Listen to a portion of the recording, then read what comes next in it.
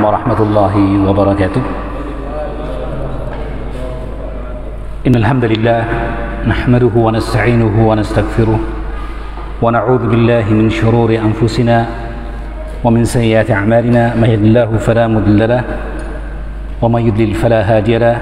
Asyhadu an la ilaha illallah wahdahu la syarika lahu wa asyhadu anna Muhammadan 'abduhu wa rasuluh. Ya ayyuhalladzina amanu taqullaha haqqa tuqatih wa la tamutunna illa wa antum muslimun. Amma ba'd, fa inna asdaqal hadithi kitabullah wa khairal huda huda Muhammadin sallallahu alaihi wasallam wa syarral umuri muhdatsatuha wa kullu bid'atin dhalalah. Ikhwani fid din, akhwat fillah, azinallahu wa iyyakum. Alhamdulillah, kita bertemu kembali dalam pengajian kita membahas kitab Safinatu An-Najah karya dari Syekh Salim bin Sumail rahimahullah ta'ala, dan bersama syarah dari kitab Safinatu Najah Nailur Raja karya dari Al-Allamah Ahmad Asy-Syatiri rahimahullah ta'ala. Kita masih dalam pembahasan tentang furudul wudu atau faraidul wudu, perkara-perkara yang diwajibkan tidak sah wudu kecuali dengannya. Ada 6. Yang pertama niat, yang kedua mencuci wajah, ghuslul wajhi, yang ketiga ghuslul yadaini ma'al mirfaqaini, mencuci lengan sampai ke siku, ya. Kemudian yang keempat mashu syai'im minar ras, mengusap sebahagian dari kepala. Yang kelima adalah mencuci ghuslur rijlaini ma'al ka'bain, mencuci kedua kaki sampai ke mata kaki. Dan yang terakhir, yang 6 adalah tertib. Kita sudah bahas perkara niat, mencuci wajah dan mencuci lengan sampai ke siku, ya.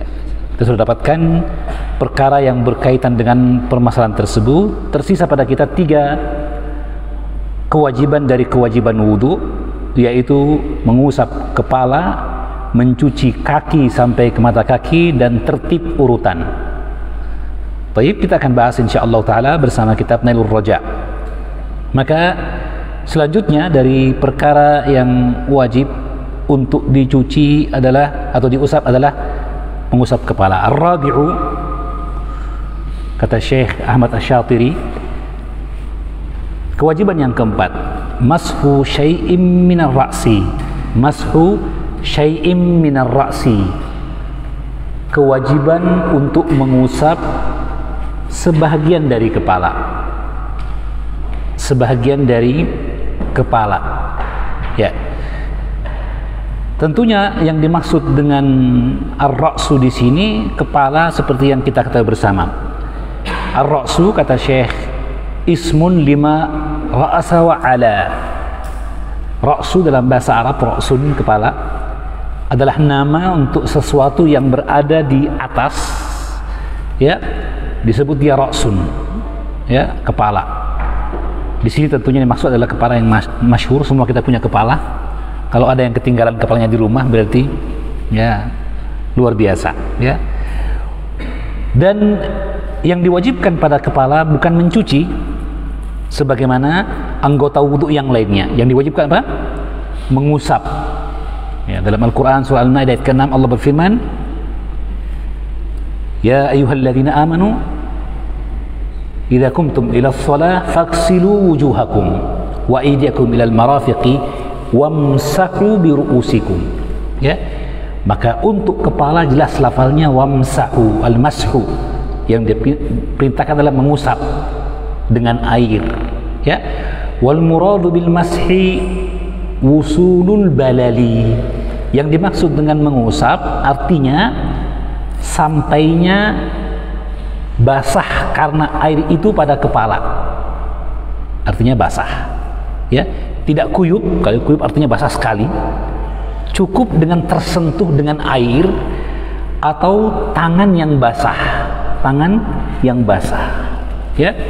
Itu yang diwajibkan, itu yang diwajibkan.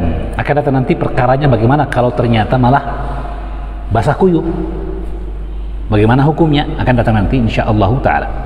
Ya.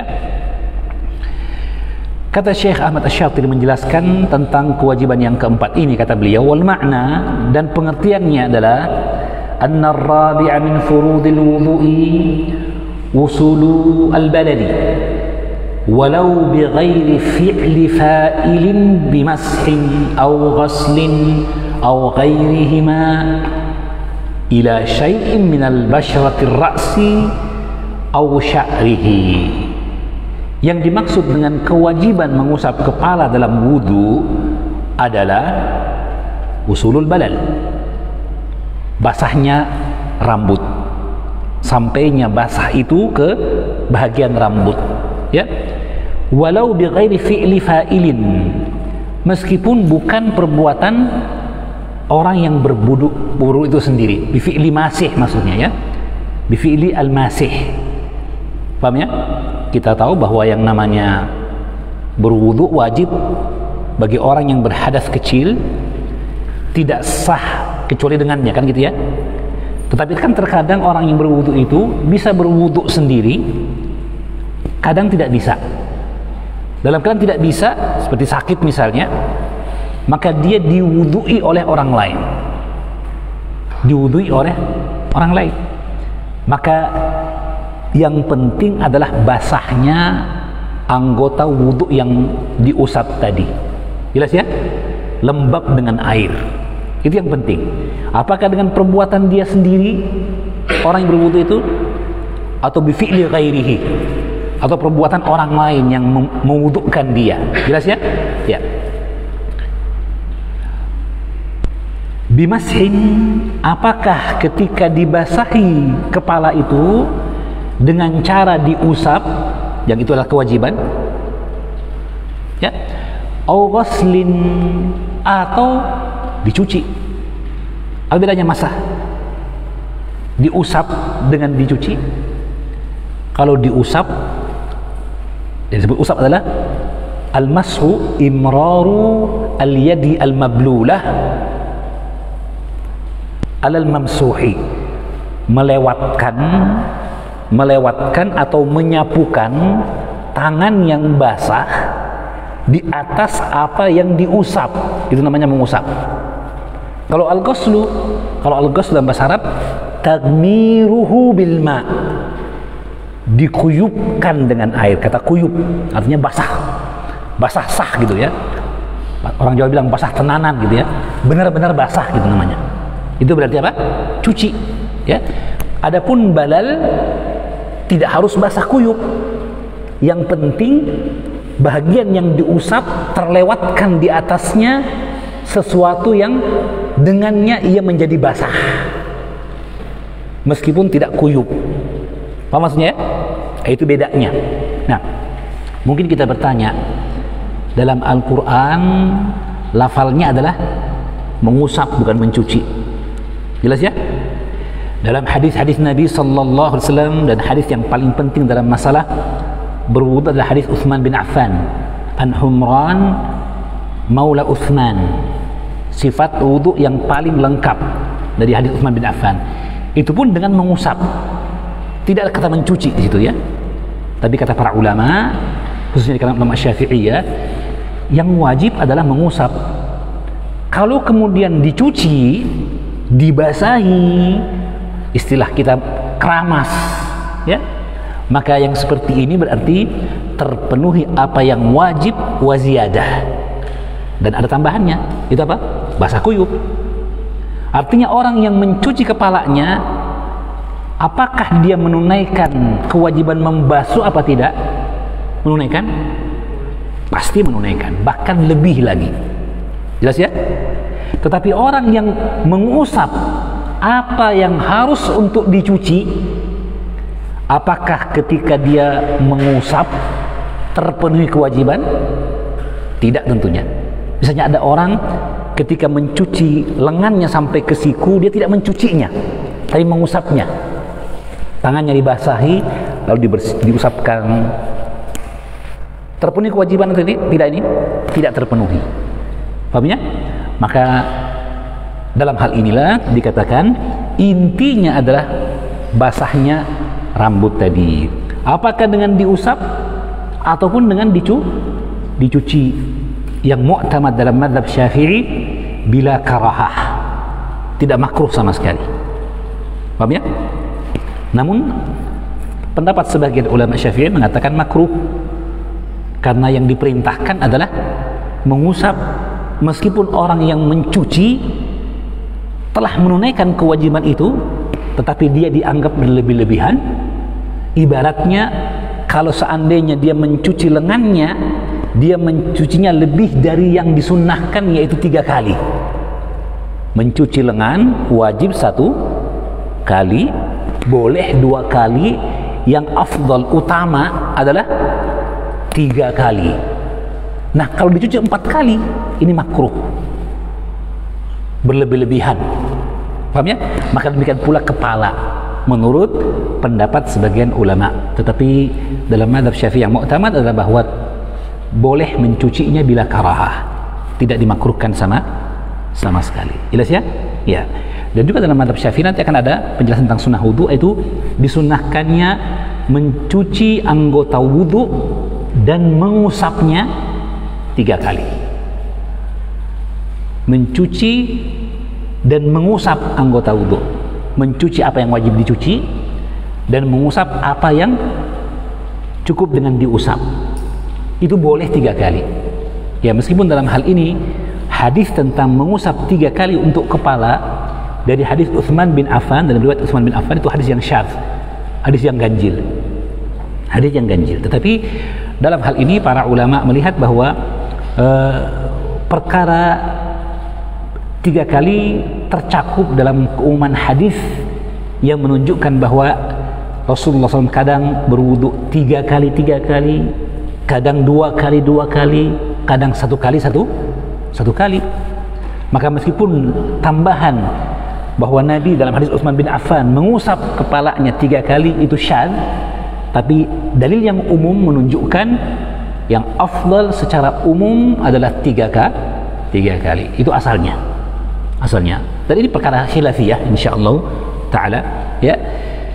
Maka di sini lihat dalam mazhab Syafi'i dikatakan yang penting basahnya rambut itu, meskipun bukan dari perbuatan orang yang berwudu, ya, bimashin, apakah dengan diusap, au ghaslin, atau dicuci sehingga basah kuyup, ya, au ghairihima, atau selainnya dipercikkan misalnya. Sahkah itu? Ya, karena intinya basahnya. Wusulu al-balal, apakah usulul balal itu dengan tangan? Bahkan dalam mazhab Syafi'i, seandainya seseorang memakai kutrah, tahu kutrah? Imamah tapi tidak diikat, kutrah misalnya, lalu tangannya basah, atau dia mengambil air meletakkan di kepalanya, lalu air membasahi imamahnya atau kutrahnya tadi, kerudung yang dipakainya, sampai masuk ke dalam rambutnya dan membasahinya, sah dengannya kewajiban mengusap tadi. Apa maksudnya? Itu maksud dari kalimat au ghairihima. Karena mungkin antum bertanya-tanya, kan ada cuma mencuci sama mengusap, Ustaz, apalagi yang lain selain keduanya itu, apa lagi? Wa ghairi au ghairihima, apa itu? Disebutkan para ulama Syafi'iyah, maksudnya adalah, ya, walau wasala al-ma abra al-qutrah atau qalansuah, misalnya pakai songkok gini, atau songkok yang ya seperti yang antum pakai, ya. Ada juga kadang songkok kalau umroh, ya, yang tipis kelihatan itu, ya, dibasahi begini, kan ada yang basah pasti, ya, sah dengannya. Jelas ya? Itu maksudnya di sini kalimat ini. Ila syai'in, jadi harus ada air, ya, tidak disyaratkan basah kuyup, tapi cukup dengan basah yang ringan karena mengusap. Kalau basah kuyup tidak masalah, gitu ya. Pertanyaannya, kepada berapa bahagian rambut yang harus? Ila syai'in, kepada sedikit. Kalimat syai' ditaklil, untuk menunjukkan sedikitnya, meskipun sedikit, min basyaratir ra'si aw sya'rihi, Meskipun sedikit, artinya basah itu hanya menimpa, mengenai sebagian kecil dari basyarah. Basyarah kulit kepala, ya, kulit kepala. Misalnya ada orang yang gundul, ya, kayak Telisa Falas misalnya, ya, botak gitu, ya, ya, mana yang diusap? Rambutnya enggak ada, ya, kulit kepalanya. Apa yang sah disebut sebagai kepala, ya. Tentunya kemarin kita telah dapatkan keterangan tentang masalah muka. Jadi ada muka, ada kepala, kan gitu, ya. Ini misalnya muka, ya, ya. Kemarin kita sebutkan tentang muka, yang wajib adalah seluruh muka ini, ya, termasuk di sini, ya. Ini naz'ah namanya. Naz'ah ini ya, naz'ah ini tidak wajib untuk dibasahkan karena dia bukan bagian dari muka. Tapi kalau dibasahi lebih utama untuk keluar dari khilaf, ya. Adapun yang ini dibasahi, ini seluruhnya dibasahi, ini pakai karena muka, ya.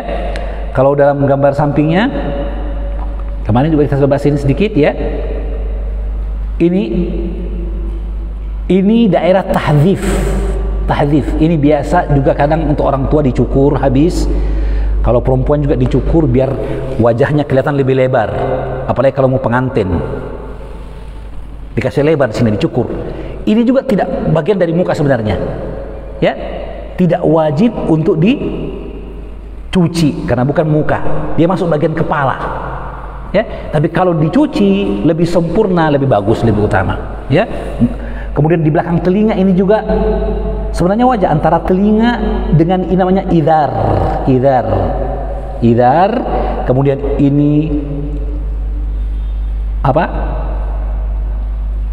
ini? Al-arid.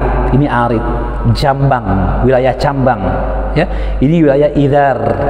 Di antara idar dengan telinga ini idar. Di antara idar dengan telinga ini muka. Ini muka, maka wajib juga dibasahi, ya. Adapun telinganya tidak wajib. Ya, itu tentang masalah muka kemana. Nah, kalau kepala, yang mana kepala kalau begitu? Ini semua kepala ini.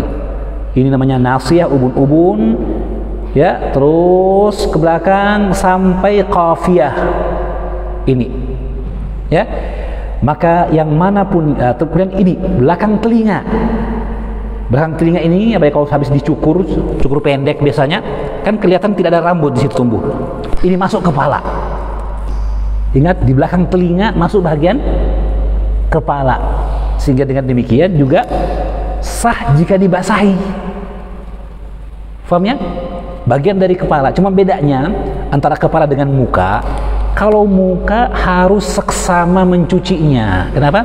Semua yang namanya muka harus basah. Adapun kepala, tadi disebut apa? Mashu ba'dhi ar-ras, cukup sebahagian dari kepala itu, ya. Mau depannya saja, sampingnya saja, ya, belakang telinga saja, di atas tengkuknya saja, ya. Selama itu adalah bagian dari kepala, baik kulit kepalanya, seandainya ini gosong, botak misalnya, ataupun rambut. Perhatikan, rambutnya juga sah, dengan syarat rambut itu jika dijulurkan tidak keluar dari batasan kepala. Contoh misalnya, lihat gambar, misalnya ibu-ibu yang sholat mengikat rambutnya atau ibu-ibu yang ketika berwudu mengikat rambutnya, membuat sanggul, ya, di sini misalnya, kan, dikumpulkan ke atas gitu misalnya, paham, ya? Nah, ketika dia mengusap kepala, dia cukupkan dengan sanggulnya tadi. Sanggul bukan sanggul tambahan, bukan rambut tambahan, tapi rambut, ujung rambut yang dikumpul, diikat, digulung di atas. Ketika dia mengusap rambut ini tidak sah, dikatakan menunaikan kewajiban mengusap kepala. Karena rambut ini kalau diuraikan turun ternyata keluar dari batasan kepala. Jadi haruslah rambut dalam batasan kepala. Di luar itu tidak wajib. Ya, jika diusap di luar itu tidak tertunai kewajiban, ya. Dan dalam mazhab Syafi'i seperti disebutkan tadi bahwa tidaklah diwajibkan mengusap seluruhnya. Jadi sekarang kita ulangi kembali, bagian mana yang diusap ketika mengusap kepala? Ila syai'in min basyratir ra'si, yaitu pada sebahagian kecil sekalipun dari kulit kepala atau rambut. Paham ya? Bisyarti alla yakhruja an haddihi, dengan syarat rambut yang diusap itu tidak keluar dari batasan wilayah kepala. Apa batasan wilayah kepala tadi? Apa yang tumbuh padanya rambut. Apa yang tumbuh padanya rambut. Ghaliban, pakai kalimat ghaliban, artinya apa? Secara umum. Kalau ada orang yang tumbuh rambutnya sampai ke leher, ada biasa kan? Sampai ke ujung lehernya tumbuh rambut, ini tidak wajib karena di luar kebiasaan. Yang wajib sampai ini saja, tempat tumbuhnya.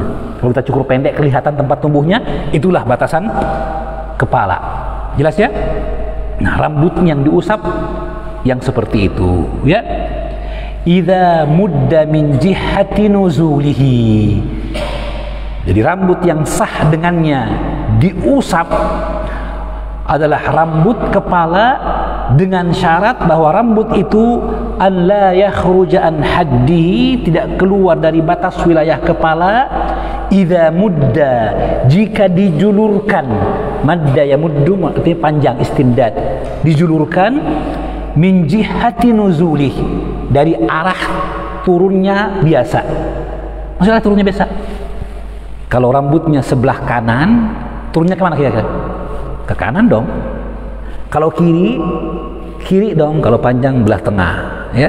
Kalau depan, biasanya ke depan, poni man, laki-laki berponi, ya. Kalau ke belakangnya ke belakang dong. Paham ya? Itu maksudnya min jihati nuzuli. Kalau ada orang mengatakan, Ustadz, ini rambut saya masih dalam batas kepala. Masa? Iya betul. Coba lihat, nih Ustadz, masih di kepala dia. Sah dong saya usap? Tidak sah. Kenapa? Karena ini arah kepalanya, rambutnya ini bukan jatuh ke sini, ke kiri. Dia kan dari rambut kanan, maka arahnya ke kanan. Di luar tuh, tidak sah mengusapnya. Tapi begini bisa Ustaz? Iya, tapi bukan min jihati nuzulihi. Ini maksudnya kalimat ini. Dari arah mana biasanya dia turun, terjulur kemana? Kalau panjang, kan kanan-kanan, kiri-kiri. Kalau ada berarti dia mengambil kawasan orang lain, melanggar, ya? Tidak boleh. Tidak dihitung itu. Tidak dihitung itu. Itu maksudnya, ya. Falau balla yadahu, dan ini ketentuan dalam mazhab Syafi'i beda dengan mazhab-mazhab yang lainnya. Kalau mazhab Imam Malik wajib seluruhnya. Mazhab Imam Ahmad juga wajib seluruhnya bagi laki-laki. Bagi perempuan boleh sebahagiannya. Dalam mazhab Imam Abu Hanifah 1/4 bagian. 1/4 artinya kalau dia mengusap ubun-ubun sah. Mengusap samping kanan saja sah. Samping kiri saja sah. Belakang saja sah. Kalau dia mengusap, kalaupun dia mengusap semuanya itu utama saja. Dalam mazhab Syafi'i kurang dari 1/4 pun sah dengannya. Kurang dari 1/4 pun sah dengannya. Bahkan dalam mazhab Syafi'i, jangankan sebahagian kepala, jika seorang punya rambut satu, dulu ada kartun bahasa Makassar, apa itu? Kartun Makassar. Siapa? Ya, kalau Ipin, satu rambutnya apa? Ipin. Bundu, apa siapa dia? Rambutnya cuma satu tok. Seandainya ada orang punya rambut satu rambut ini pas di tengah kepala, berarti kalaupun dia jatuh, muka belakang masih di wilayah kepala, kan gitu ya? Nah, kalau dia hanya mengambil ujung rambutnya diusap, sah dengannya. Dalam mazhab Syafi'i, sah dengannya. Walau ba'da sya'ratin, meskipun sebahagian dari satu utas rambut, satu helai rambut. Faham ya? Itu dalam mazhab Syafi'i. Falau, pertanyaannya apa dalilnya Ustaz? Ya, dalilnya pertama mereka Al-Quran, kedua Sunnah. Ya, adapun dalilnya Al-Quran pada firman Allah, wamsahu bi ru'usikum. ba biru'usikum, kata mereka, kata Imam Syafi'i rahimahullah, ba li tab'id, menunjukkan sebahagian, bi ba'di ru'usikum. Meskipun ada pembahasan panjang di kalangan para ulama ahli bahasa tentang hal ini. Apakah ba itu li tab'i' atau tidak? Tapi kami coba cek sendiri ke kitab Mughnil Labib an Kutubil Arib Ibnu Hisham Al-Ansari, penulis kitab Qatrun Nada ya Waballu Suda, kemudian juga penulis kitab Juzul Dhahab atau apa ya, Juzul Dhahab, ulama terkemuka dalam lughah. Ternyata disebutkan dalam Mughni Al-Labib di antara makna al-ba li tab'id, meskipun ini diingkari oleh sebagian ulama yang lainnya seperti khususnya di kalangan ulama Hanafiyah, Syafi'iyah dan Malikiyah mengingkari bahwa ba itu li tab'id. Tapi kami dapatkan dalam kitab Mughni Al-Labib, sayang saya tidak bawa bukunya, yang menunjukkan di antara makna ba adalah li tab'id. Dan Imam Asy-Syafi'i imam ahlul lughah, imam yang diakui sebagai hujjah dalam ilmu bahasa. Itu dalil pertama. Dalil yang pertama. Dalil yang kedua, hadis Nabi, yaitu hadis Mughirah bin Syu'bah, riwayat Muslim, meskipun berkaitan dengan masalah mengusap imamah. Dalam hadis Mughirah bin Syu'bah kita akan dapatkan sebutkan dalam kitab Bulughul Maram bahwa anna an-nabiy sallallahu alaihi wasallam tawadda famasaha ala imamatihi wan nasiyah wa khuffaihi. Maka Nabi berwudu, beliau mengusap imamahnya, nasiyahnya, nasiyah ini ubun-ubun ya, dan kedua khufnya. Pertanyaan, apa yang diwajibkan dalam kepala? Mengusap, kan gitu ya. Nabi mengusap apa yang disebutkan? Nasiyah dan imamah. Nah, disebutkan nasiyah ini kan rambut, cuma sebagian saja. Adapun imamahnya ini hanya keutamaan, ya, yang wajib mengusap kepala. Maka Nabi mencukupkan dengan mengusap ubun-ubun saja dan melengkapi kepada yang lainnya sebagai bentuk keutamaan. Maka saya menunjukkan bahwa mengusap sebagian kepala sudah cukup. Kemudian yang terakhir, asar dari Abdullah bin Umar bahwa beliau berwudu hanya mengusap sebagian kepalanya. Itu dasarnya. Ini masalah khilafiyah tentu saja, tapi penting untuk kita mengetahui pendapat dari mazhab yang lainnya untuk kita lihat dasarnya seperti ini.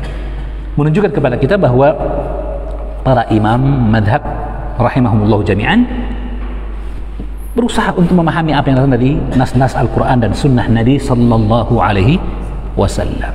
Seperti kata Imam Ibnu Taimiyah dalam Raf'ul La'imah, menolak celaan kepada para imam bahwa tidak seorang pun di antara para ulama yang diakui ketokohannya dalam agama, yang masyhud lahum bil khair, yang diprestasikan akan kebaikannya, yang mereka sengaja untuk menyelisihi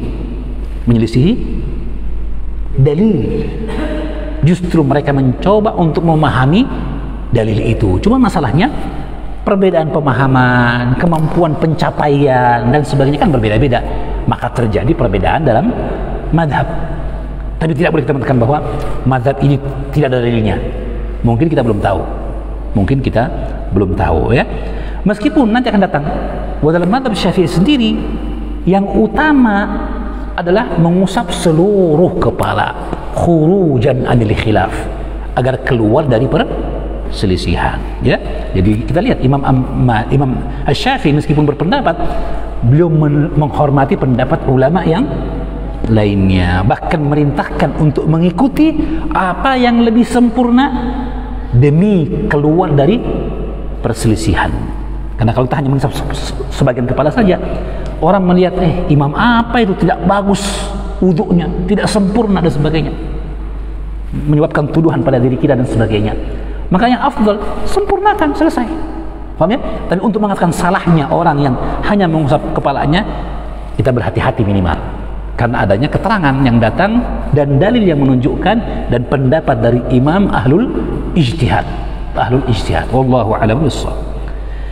Selanjutnya kata Syekh, falau balla yadahu wa wada'aha ala khirqatin ala ra'sihi, jika orang yang berwudu membasahi tangannya, telapak tangannya, lalu ia letakkan pada atau di atas sebuah kain yang menutupi kepalanya, tadi kutrah, atau pada perempuan jilbabnya, ya, fawasalal balala, maka air yang membasahi tangannya berpindah dan masuk ke dalam pori-pori kain tadi, lalu membasahi ila ar-ra'si, membasahi kepalanya, ajza'ahu, sah dengannya wudu.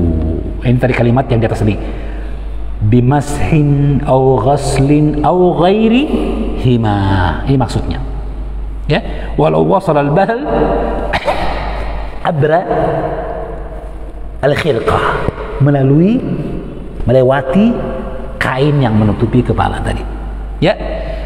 Dan ini berarti solusi bagi siapa?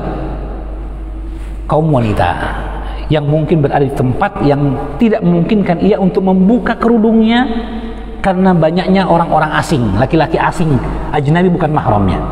Maka ketika itu dia cukup dengan membasahi bagian atas kerudungnya atau membasahi tangannya, kemudian ia menyentuh kerudungnya. Namun basah di tangannya, apa yang ia sangka dengannya, air akan sampai ke rambutnya. Sudah sah. Jelas ya? Ya. Bahkan dalam mazhab Imam Ahmad sendiri, seperti saya tadi, dalam mazhab Imam Ahmad, bahwa kewajiban mengusap seluruh kepala hanya berlaku bagi laki-laki. Untuk wanita dibolehkan meskipun sebagian kepala. Berarti Imam Ahmad bin Hanbal rahimahullah ta'ala juga melihat peluang tersebut dan adanya kebutuhan bagi wanita yang memungkinkan adanya keringanan bagi mereka. Dalam mazhab Syafi'i tentunya lebih ringan lagi. Wallahu a'lam bishawab. Qala Ibnu Hajar, berkata Ibnu Hajar Al-Haytami, ya, muhakkik dari generasi kedua dalam mazhab Syafi'i, karena ada dua generasi tahqiq dalam mazhab Syafi'i.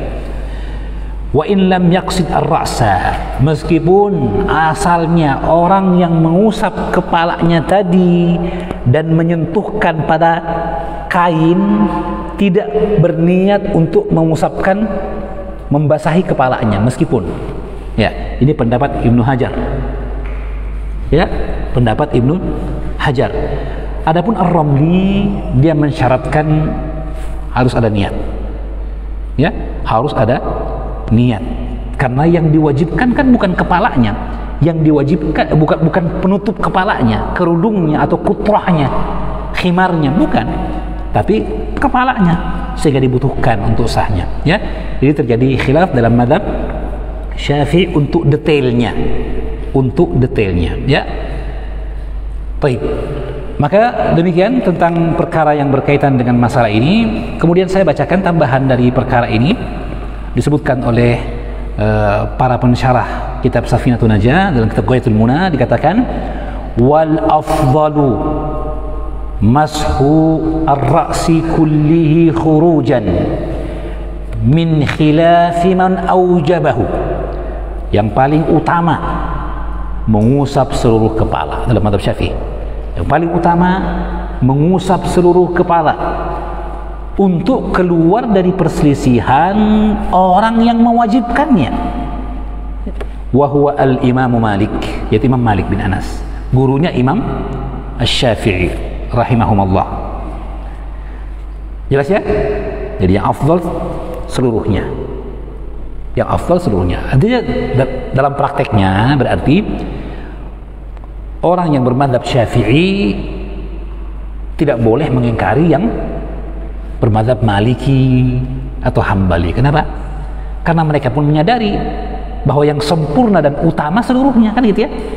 Hanya perbedaannya, kalau yang madzhab Maliki mengingkari, mengkritik madzhab Syafi'i, wajar saja, karena mereka mensyaratkan seluruh kepala. Jelas ya? Ya. Jadi kalau ada orang yang mengaku bermadzhab Syafi'i lalu melihat, itu yang sana terlebih-lebihan caranya wudu. Kenapa harus basah semua kepala? Kenapa? Berlebih-lebihan itu. Berarti dia belum paham madzhab Syafi'i. Madzhab Syafi'i justru mengatakan afdal untuk keluar dari perselisihan, basahi seluruhnya. Jelas ya? Ini juga perlu diduduki, karena sekarang banyak orang mengaku mazhab Syafi'i, mengaku wasatiyah, bersikap tengah, tapi menyikapi orang yang menyelisih mereka begitu kerasnya.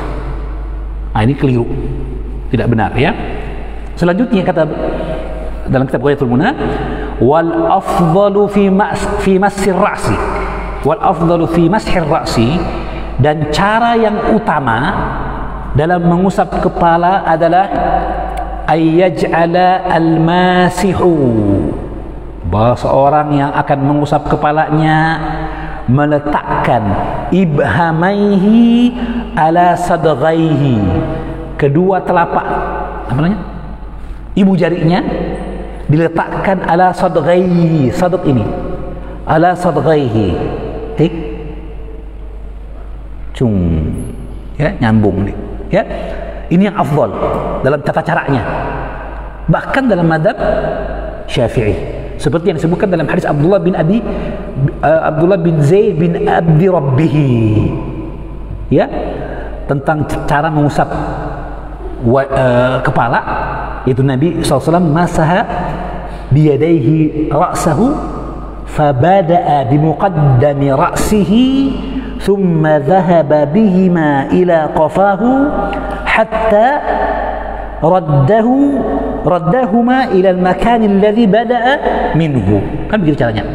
Maka dalam mazhab Syafi'i juga yang afdal, yang utama adalah seorang yang mengusap meletakkan ibu jarinya pada pelipisnya ila sadghaihi ya. Kemudian wa asabi yadayhi ala muqaddami ra'si, lalu jari-jarinya pada ubun-ubun. Thumma yadhhabu bihima ya wa ya'udu, kemudian kembali. Jelas ya? Ya. Jelas ini? Kemudian dalam mazhab Syafi'i dikatakan fahadha mazhatun, perbuatan mengusap seperti ini ke belakang lalu ke depan, ini disebut satu kali usapan untuk, kata beliau, untuk orang yang rambutnya ketika digosok ke belakang maka rambutnya akan terbalik akan menghadap ke belakang pula. Ketika ke depan dia akan menghadap ke depan. Jadi ibaratnya seperti ini. Jadi untuk orang yang rambutnya panjang berarti kan, orang yang rambutnya panjang, bukan seperti saya sekarang.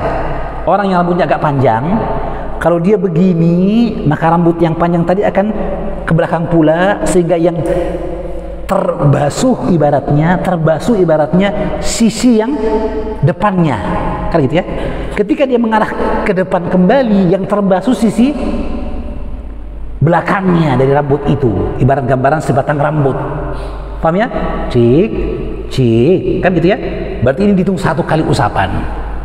Adapun bagi yang rambutnya seperti saya ini, cukur perwira menengah, perwira tinggi dan sebagainya ya, tingkat 2, tingkat berapa, yang sama saja tidak berubah ya, maka ini berarti sekali sudah selesai, tertunai kewajiban ya. Bagi yang mengatakan wajib seluruhnya ya. Adapun ke depan lagi berarti sudah 2 kali. Dan ini terdasar dalam mazhab Syafi'i mengatakan yang wajib sekali, jika diusap 3 kali juga dapatkan keutamaan sunnah secara umum. Jelas ya? Meskipun hadis tambahan mengusap 3 kali dalam hadis Utsman bin Affan, sekali lagi hadis yang syadz, ganjil, hadis yang lemah. Tapi ada hadis yang lain yang bukan riwayat itu yang mengindikasikan termasuk perkara keutamaan mengusap secara sempurna tadi. Ya wallahu a'lamu bissawab. Ya. Sekira jelas urusan yang berkaitan dengan masalah kepala. Ya, dan berikutnya yang kelima, ghuslu ar-rijlaini ma'al ka'baini. Tentunya adalah mencuci kaki, telapak kaki, ma'al ka'baini, bersama dengan kedua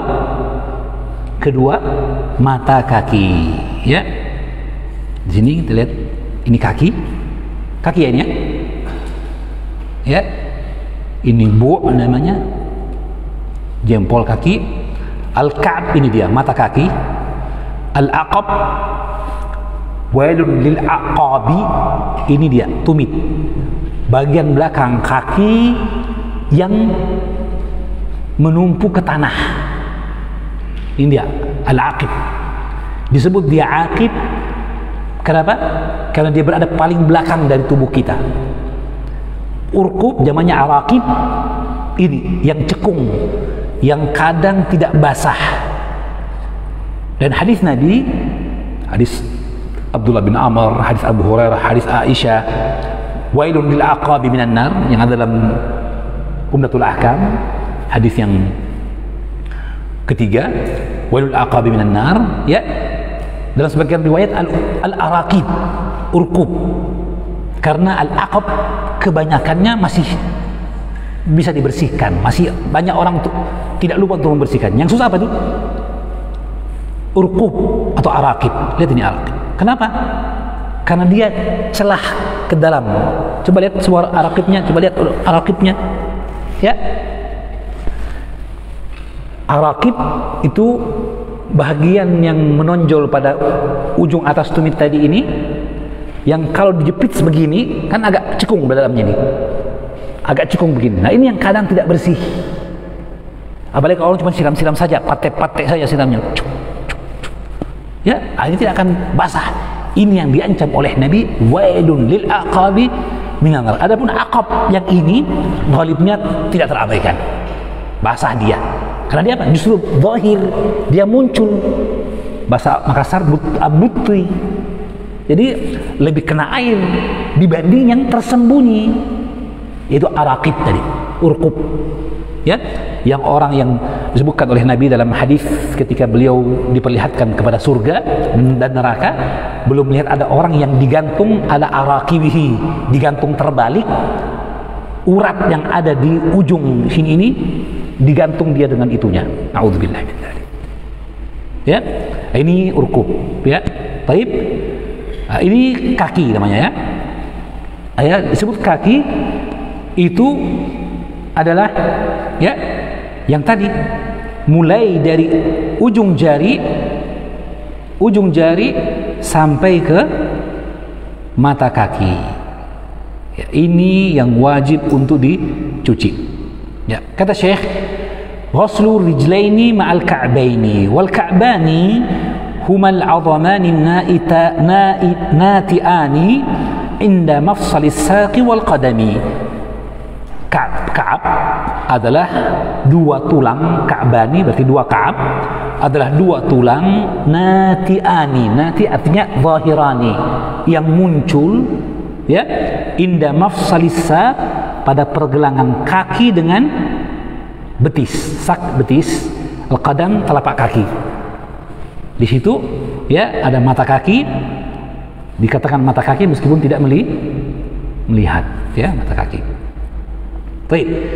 Maknanya adapun pengertian yang dimaksud dengan kewajiban yang kelima adalah annal khamsu min furudil wudu, kewajiban wudu yang kelima adalah ghuslu kulli rijlin, adalah mencuci setiap kaki. Setiap kaki. Apa yang sah disebut sebagai kaki. Kalau ada orang punya kakinya 11 jari, ada jari tambahan. Jari tambahan termasuk kaki, dicuci juga. Paham ya? Ya. Fi kulli rijlin ma ka'baiha wa syuquqiha, bersama dengan mata kakinya yang dua, wa syuquqiha, syuquq pecahan-pecahan pada kaki, retakan pada kaki, namanya syukuk. Ya, terjadi biasanya pada musim panas, ya, atau seorang yang bekerja di ladang dan sebagainya sehingga pecah-pecah kakinya, ya. Maka wajib pula syukuk tadi. Kecuali jika syukuk tadi bukan lagi syukuk tapi ngarai, masuk sampai ke daging. Tentu saja ketika kena air akan pedes, ya, maka ini tidak wajib jadinya. Ya, kalau sampai daging maka tidak diwajibkan. Wa tajibu izalatu ma fi syuquqi, wajib menghilangkan apa yang ada pada syukuk tadi. Syukuk tadi seperti ibaratnya sungai lah begitu ya, retakan pada kaki. Kalau seandainya retakan itu tertutup oleh tanah misalnya, pulang dari sawah, tertutup tanah, mulus kakiku bu, kenapa? Tertutup lumpur rupanya, ya. Harus dibersihkan lumpur tadi. Apa yang menutupi syukuk tadi harus dibersihkan. Kalau dia berwudu tidak basah dalam syukuknya tadi, tidak sah. Maksud dalam ancaman wailun lil aqabi minan nar. Kata para ulama disebutkan tumit, namun yang dimaksud setiap bahagian badan anggota wudu yang wajib untuk dicuci namun tidak terkena air, terkena ancaman neraka. Naudzubillahi min dzalik. Min syam'in, apakah yang menutupi dia sungai-sungai yang ada pada kaki tadi, retakan-retakan pada kaki tadi? Syam'in. Syam' itu lilin ya. Wa nahwihi, atau yang semisalnya, lumpur ya, atau cat misalnya ya, atau bahan luluran ya, perempuan misalnya dia melulur dan sebagainya ya. In lam yasil li ghauril lahmi, dengan syarat bahwa jika syukuk tadi, retakan yang ada pada telapak kaki tadi, lam yasil li ghauril lahmi, tidak sampai ke dalam daging. Kalau sampai maka cukup bagian luarnya saja, karena menimbulkan penyakit, membawa bahaya dan lain sebagainya. Ya. Wa yajuzu mashu syai'in min zahiri a'lal khuffi badalan min ghaslir rijlaini. Kewajiban mencuci kaki ini perkara yang disepakati oleh imam mazhab yang 4. Ya. Dan menyelisihi mereka dalam hal ini firqatus Syiah, kelompok Syiah. Oleh karena itu para ulama yang menulis tentang perkara-perkara akidah memasukkan perkara mengusap, mencuci kaki dan mengusap khuf dalam permasalahan akidah untuk menyebutkan perbedaan antara akidah antara ahlus sunnah dengan ahlul bid'ah yaitu Syiah. Karena Syiah mengatakan ya, untuk kaki cukup dengan yang wajib adalah diusap. Yang wajib adalah diusap. Kalau pakai sepatu wajibnya dicuci. Terbalik. Ya. Dan terkadang mereka berdalil dengan ayat dalam Al-Qur'an. Kita tahu bahwa dalam surah Al-Maidah ayat ke-6 ada 2 qiraah yang mutawatirah. Faghsilu wujuhakum wa aydiyakum minal marafiq wamsahu bi ru'usikum wa arjulakum. Mansub kakinya arjula, berarti ghaslu waghsilu arjulakum, cucilah kaki. Namun dalam qiraah yang mutawatir wa arjulikum, berarti diidhofahkan kepada kepala. Karena disebutkan sebelumnya wamsahu bi, usaplah kepala, bi ru'usikum wa bi arjulikum, berarti juga kaki dikali juga gitu. Kata mereka kalau gitu diusap juga kaki itu. Jawabannya tidak. Yang diusap hanyalah jika kaki bahagian yang wajib untuk dicuci tertutup oleh sesuatu yang menyulitkan jika dilepas. Apa itu? Khuf misalnya, atau kaos kaki, sepatu bot, sepatu laras ya, dan sebagainya.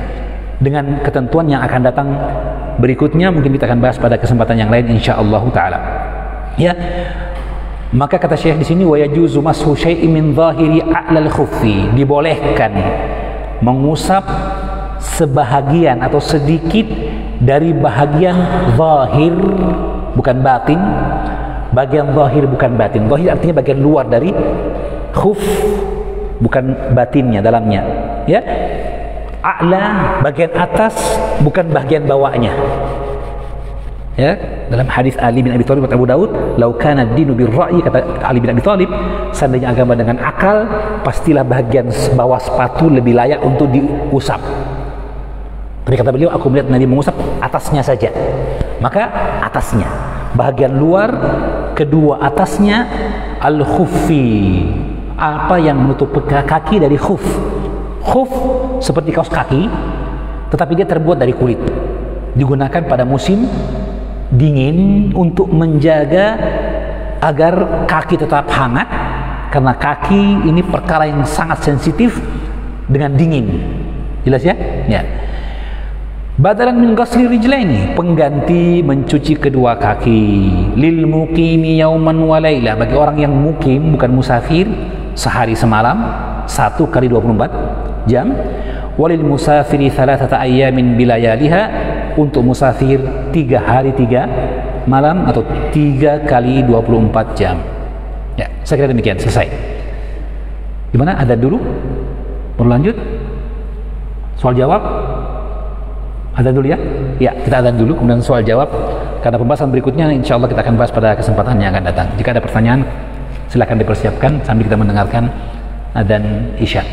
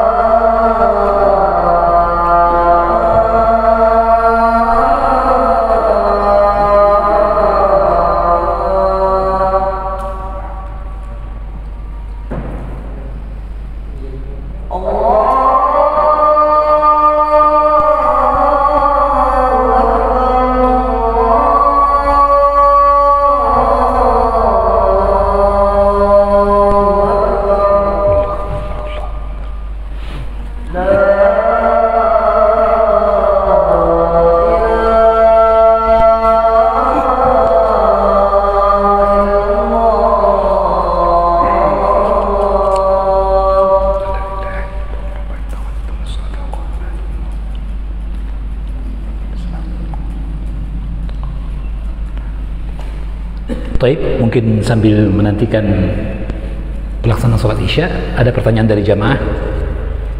Kami persilakan seputar masalah wudhu, jika ada. Jika tidak, saya yang bertanya. Dan bagi yang menjawab dengan tepat dapat hadiah, insyaallah.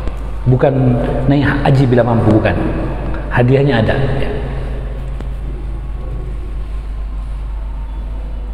Ya, silakan. Barakallahu fiik. Waalaikumsalam warahmatullahi wabarakatuh.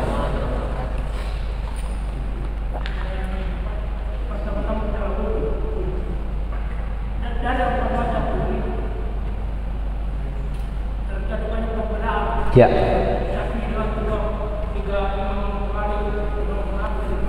Ya. Padahal sumbernya kan sama. Betul. Betul. Nah, barakallahu. Pertanyaan bagus sekali. Mantap, luar biasa ya. Bahwa semua imam memuliakan Al-Quran dan As-Sunnah, tidak mengambil pendapat kecuali yang berdasarkan Al-Quran dan As-Sunnah. Lalu kenapa terjadi perbedaan pendapat? Ya, demikianlah. Karena di antara nas-nas Al-Quran maupun Sunnah itu sendiri, terkadang ada kalimat-kalimat yang disebut dengan mujmal, muskil, kalimat-kalimat yang rumit, tidak bisa difahami letterlek, dan ternyata terjadi bahkan di kalangan para sahabat. Ya, imam mazhab yang 4 ibaratnya komandannya siapa sih? Pasti para sahabat. Mereka mengambil fikihnya sahabat. Nah, Nabi pernah berkata, mengutus pasukan ke Bani Quraidah untuk memerangi Bani Quraidah, lalu berkata, la tusalliyanna al-asra illa fi Bani Quraidah. Berangkat perangi Bani Quraidah itu, dan jangan sholat asar kecuali setelah tiba di Bani Quraidah. Siapa yang disuruh ini? Para sahabat. Apa yang terjadi? Belum sampai ke daerah Bani Quraidah sudah masuk waktu asar. Maka sahabat mengatakan, bagaimana ini? Kita singgah sholat dulu, sholat asar masuk waktu, atau kita menunda sholat, berangkat dulu perang dengan Bani Quraidah sampai di sana, setelah itu baru kita sholat. Karena perintah Nabi seperti itu. Maka terjadi perbedaan antara mereka. Diambillah dua pendapat. Hadisnya satu, perintahnya satu, tapi ternyata terjadi perbedaan ijtihad di antara para sahabat. Maka ada yang mengatakan maksudnya Nabi cepat-cepat ke Bani Quraidah, usahakan waktu asar sudah sampai di sana. Nah, berhubung sekarang asarnya di tengah jalan, berarti kita sholat asar dulu dong, baru kemudian ke sana. Itu maksudnya. Jadi mereka tidak letterlek dong, jangan sholat asar kecuali di sana. Begitu terjadi perbedaan. Akhirnya masing-masing mengerjakan sesuai pendapat yang mereka lihat. Setelah tiba kembali kepada Nabi, ditanya tentang hal itu, kata Nabi, kilakum muhsin, kalian dua-dua benar. Paham? Ini menunjukkan terkadang dalam sebuah kalimat terjadi perbedaan persepsi, pemahaman yang menimbulkan perbedaan ijtihad. Maka terjadilah perbedaan yang ada pada 4 mazhab yang ada itu hanya perpanjangan perbedaan yang juga terjadi di zaman para sahabat. Padahal sahabat paling dekat dengan Nabi, bisa tanya langsung misalnya, ya.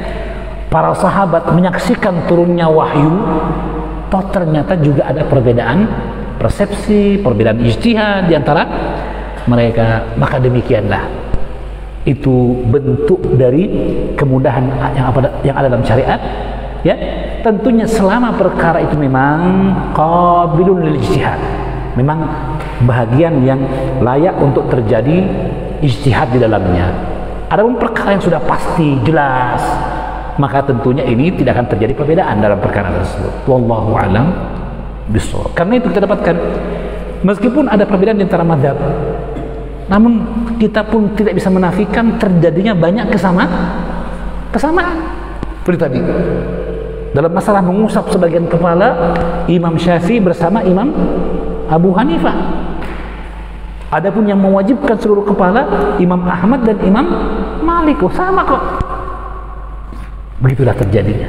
Jadi perbedaan persepsi, perbedaan pemahaman, sampainya dalil kepada mereka, yang lain tidak sampai dalilnya, ya. Mereka melihat sebuah dalil ternyata bukan hanya kepada semata dalil tadi, tapi mereka melihat mulabasat, latar belakang datangnya dalil itu bagaimana. Itu yang tadi. Seandainya mereka sepakat mengatakan, Nabi kan mengatakan jangan sholat asar kecuali telah tiba di tujuan, kan gitu ya? Harusnya nggak berselisih dong mereka, tapi tidak. Sebagian melihat tidak. Lihat, Nabi kan selalu perintahkan kita untuk sholat tepat waktu. Sampai pernah Nabi, harusnya beliau sebagai imam sallallahu alaihi wasallam, tapi karena mendamaikan orang yang berselisih, beliau meninggalkan masjid mendamaikan, datang ke masjid, ternyata sholat sudah ditegakkan dengan imamnya Abdurrahman bin Auf. Apa kata Nabi? Bagus, ahsanta, engkau telah berbuat kebaikan. Nabi meninggalkan, padahal beliau imam, kan gitu ya. Berarti kita dapatkan bagaimana Nabi menginginkan agar sholat itu dikerjakan tepat waktu pada dasarnya. Berarti kalau begitu, Nabi ketika mengatakan jangan sholat asar kecuali di lokasi tujuan, maksudnya cepat-cepat berangkat gitu. Itu makna yang mereka lihat, karena dalil-dalil yang lain yang mendukung untuk mengerjakan sholat pada waktunya. Ya, dalam hadis Hudzaifah, 5 perkara yang diberikan Allah kepada Nabi tidak diberikan kepada yang lainnya. Di antaranya apa? Wajud adalah ardu masjid wa tahura, dijadikan bumi ini sebagai tempat untuk sholat dan alat untuk bersuci. Kata Nabi, fa ayyuma rajulin min ummati adrakathu shalah fa indahu masjiduhu wa tahuruh. Maka siapapun orang yang dari umatku yang datang padanya waktu sholat, di sisinya ada tempat untuk sholat dan alat untuk bersuci. Berarti penjagaan kepada waktu perkara utama. Maka terjadilah perbedaan pendapat. Jadi tadi terkadang kita dalam muamalah kita dengan madhab para ulama, dalam madhab yang 4 dan sebagainya, terkadang kita mengatakan, loh, pendapat ini kok menyelisih dalil, dalilnya tegas seperti ini. Ya, itu yang kita pahami. Tapi mereka, para ulama yang lain, tidak hanya melihat satu dalil itu saja, karena semua dalil yang datang jika dia sah dari Nabi, pasti tidak akan ada pertentangan di dalamnya. Karena Allah berfirman, walau kana min indi ghairillah lawajadu fihi ikhtilafan katsira. Sedangkan syariat ini dari Allah Subhanahu wa taala, maka harus disinkronkan. Dalil ini disinkronkan dengan dalil yang lainnya, maka terjadilah perbedaan pendapat tadi dari sisi-sisi melihat permasalahan. Wallahu a'lamu bishawab. Jadi itu penjelasannya. Betul, Al-Quran satu, hadisnya juga sama. Tetapi terkadang satu hadis, satu ayat Al-Quran, wal mutallaqatu yatarabbasna bi anfusihinna thalathatu quru. Allah berfirman, wanita yang dicerai oleh suaminya, maka dia harus menanti masa iddah 3 quru. 3 quru apa maksudnya itu, Ustaz? Beda pendapat para ulama. Ada yang mengatakan quru itu bersih dari haid. Ada yang mengatakan quru itu artinya keadaan haidnya 3 kali haid. Ada yang mengatakan 3 kali bersih. Satu kalimat terjadi persepsi yang berbeda di kalangan para ulama. Dan dua-duanya secara bahasa dibenarkan, melahirkan perbedaan pendapat. Itulah khazanah fikih. Wallahu a'lam bishawab. Jadi itu penjelasannya. Jadi permasalahan yang seperti ini, permasalahan yang terjadi khilaf di dalamnya, dan kita mengikuti apa yang dekat kepada kebenaran. Dan dalam kita belajar sekarang ini, kita mengambil salah satu dari materi yang ada tersebut untuk kita pelajari.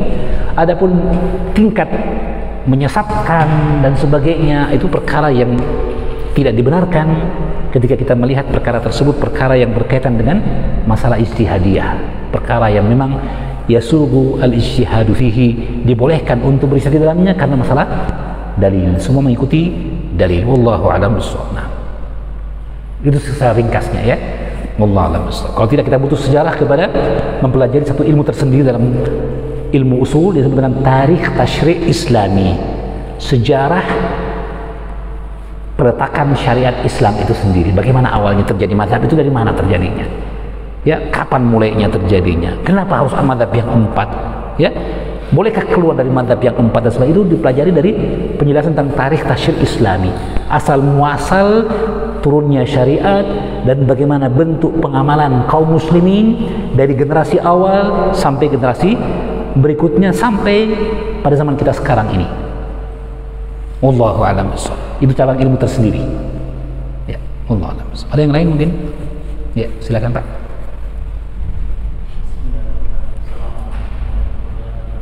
Waalaikumsalam warahmatullahi wabarakatuh.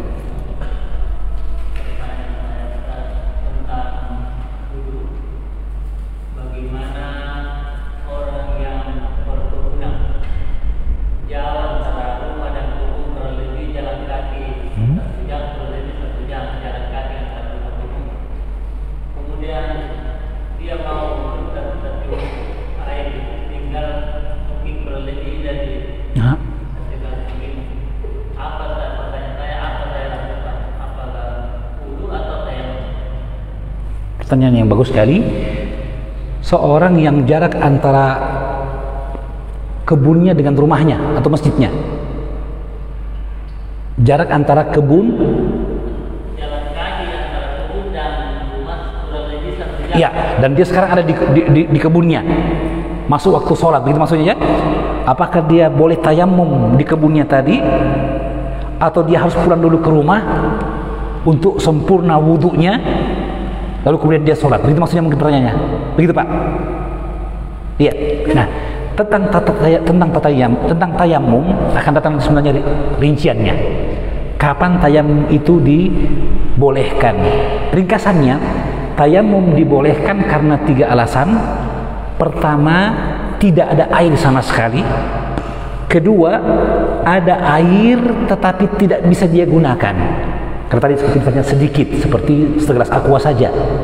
Atau keadaan di mana ada air tapi hanya bisa digunakan untuk kebutuhan dirinya atau orang yang bersamanya atau hewan yang dimuliakan yang juga butuh minum itu. Ketiga, karena sakit. Nah, untuk keadaan tidak adanya air, ada rinciannya. Ada rinciannya. Itu bahwa ada 3 keadaan. Keadaan yang pertama, keadaan yang ia menyangka tidak ada air. Dia yakin tidak ada air sama sekali. Yakin tidak ada air sama sekali. Maka ketika itu dia tidak perlu mencari-cari air ke sana kemari. Segera tayamum dan sholat. Cuma syaratnya, tayamumnya hanya dibolehkan ketika masuk waktu sholat yang wajib dia tunaikan. Sebelumnya tidak boleh. Dan 1 tayamum untuk 1 sholat wajib. Itu kalau dia yakin tidak ada air. Kedua, yakin ada air. Yakin ada air. Kalau dia mencarinya, dapat. Maka dalam hukum syariat diwajibkan ia untuk mencari air itu. Tapi dengan ketentuan. Dengan ketentuan, kewajiban mencari air berlaku mulai dari istilahnya haddu, karena dalam batasan tayamum ada 3 batasan disebut al-haddu al-ghawfi, keadaan seorang yang membutuhkan pertolongan jarak 150 meter. 150 meter itu haddul ghawf namanya. Kemudian yang berikutnya haddul qarib, batas yang dikatakan jarak yang masih terhitung dekat, jarak 4,5 km.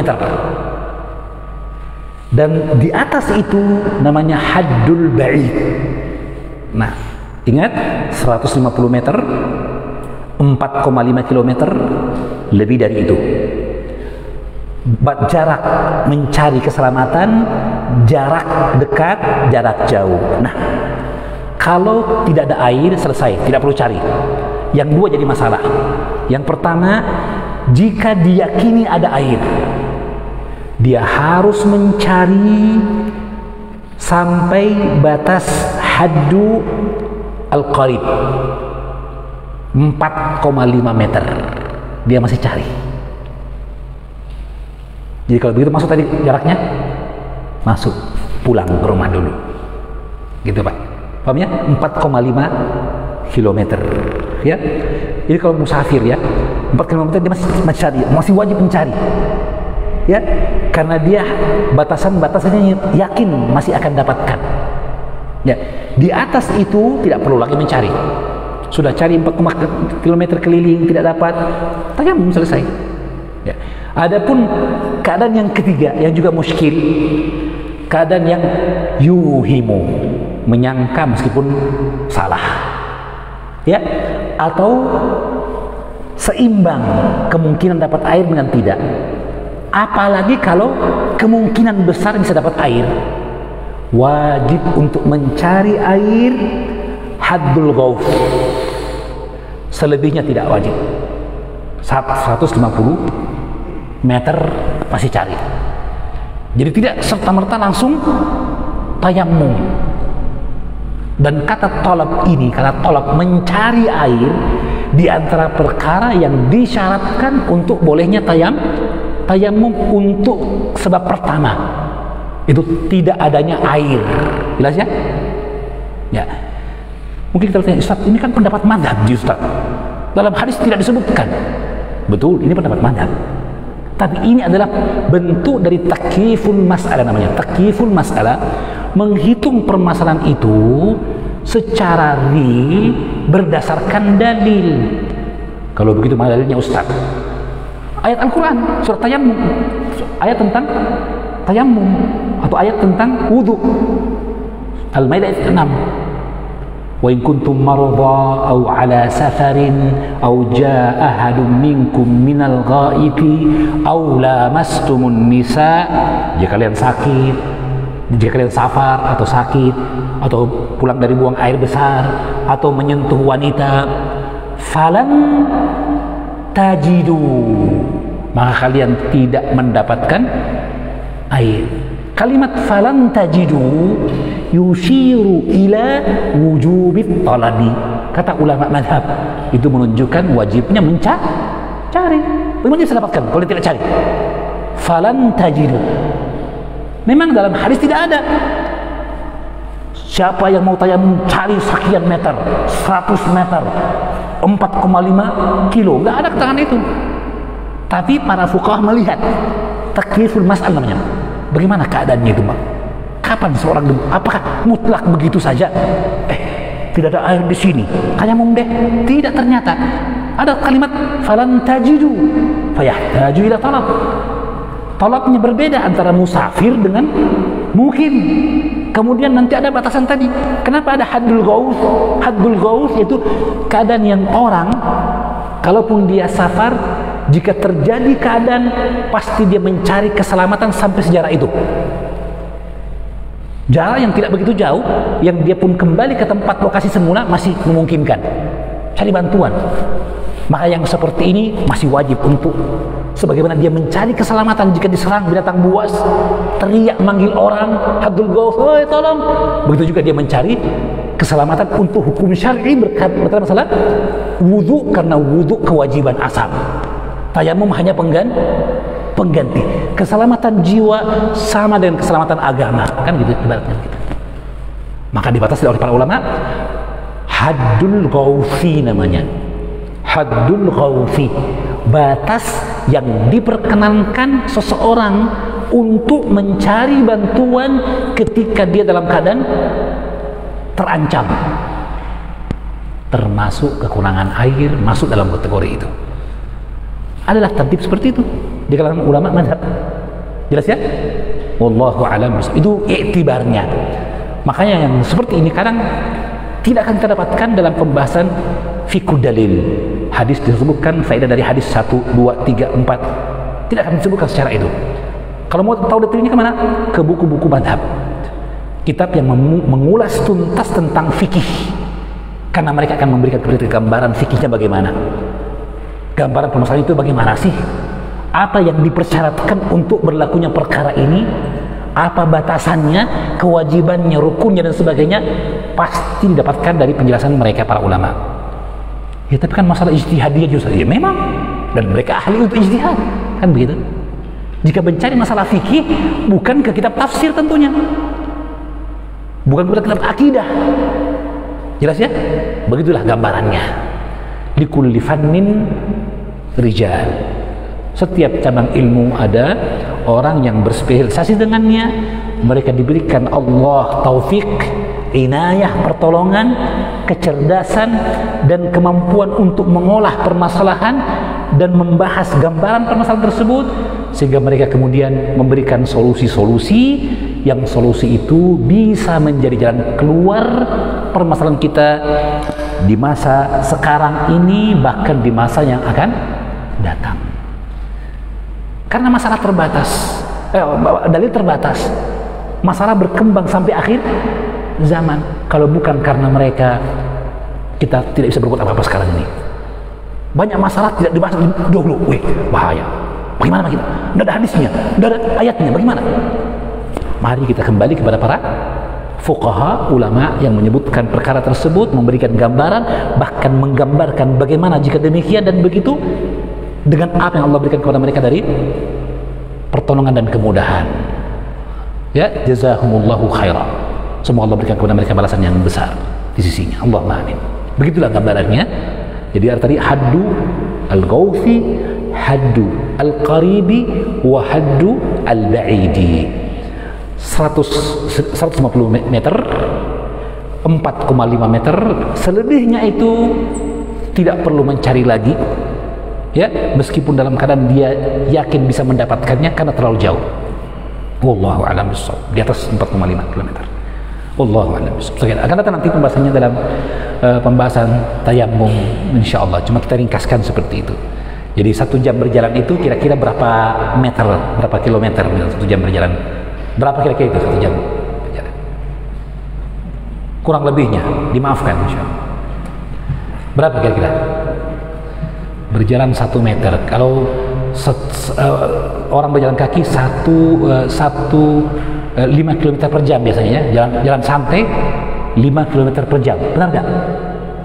Ya, jalan santai 5 km per jam, berarti dia 5 km, berarti keluar dari batas jarak dekat, boleh dia tayammum begitu. Allahu a'lam bishawab. Itu gambarannya, jelas ya?